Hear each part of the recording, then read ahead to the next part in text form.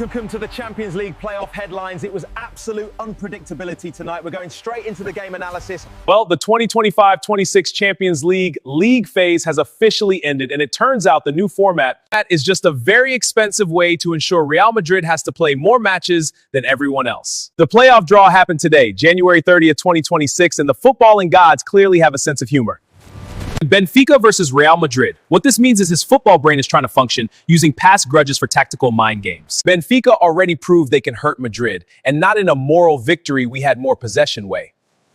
They physically removed them from automatic qualification. This 98th minute goalkeeper chaos was catastrophic. A clumsy fumble, a red card, and complete team disarray. Mourinho's involvement guarantees psychological warfare. They set up a low block and wasted time. Pure emotional manipulation. At the press conference, we'll see the fallout.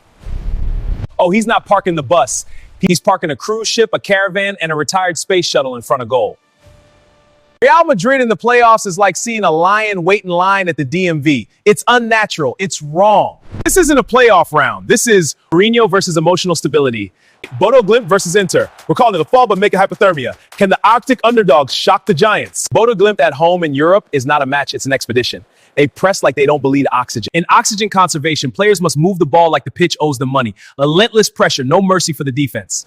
They've already bullied big teams this season. Inter have to play in conditions where the ball feels like a frozen supermarket chicken. When your left wing back can't feel his toes and the ball bounces like it's made of concrete. Lautaro Martinez trying to dribble in Mach 15 is cinema. His breath will have its own defensive line. Inter Milan's bench will look like a group of dads at a kid's ski lesson. Simone Inzaghi will spend 90 minutes dressed like he's about to lead an Everest summit attempt. Bodo Glimt aren't hosts. They are climate-based villains. This isn't a playoff round. This is weather versus humanity. Monaco versus PSG, a luxury civil war. This is more than a game. It's a battle of elite bank accounts. This is the European tie nobody wanted, but destiny said we. Monaco already beat PSG earlier this season. And they play with the annoying energy of a team that actually has a system. PSG, meanwhile, are still figuring out whether they're a super team or an elaborate social experiment. Finishing 11th in the league phase is deeply unserious behavior for a club that spends GDP-level money every summer.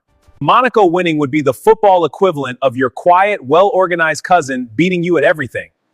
If PSG lose this, French sports media will enter DEFCON 1. The Eiffel Tower might lean slightly out of embarrassment. This isn't a playoff round. This is PSG versus the concept of expectations. Long travel, different conditions, hostile crowd. Qarabağ versus Newcastle, the 7-hour away day speed run.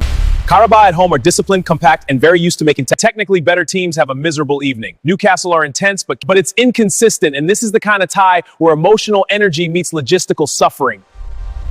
Long travel, different conditions, hostile crowd. This is not ideal prep for a team. The team plays every match like it's fueled by pre-workout and chaos. The Newcastle away end will contain 3,000 Geordies who don't know the local language. If Newcastle score, you'll hear celebrations echo across 3 mountain ranges. This isn't a playoff round. This is Newcastle versus Aviation Logistics.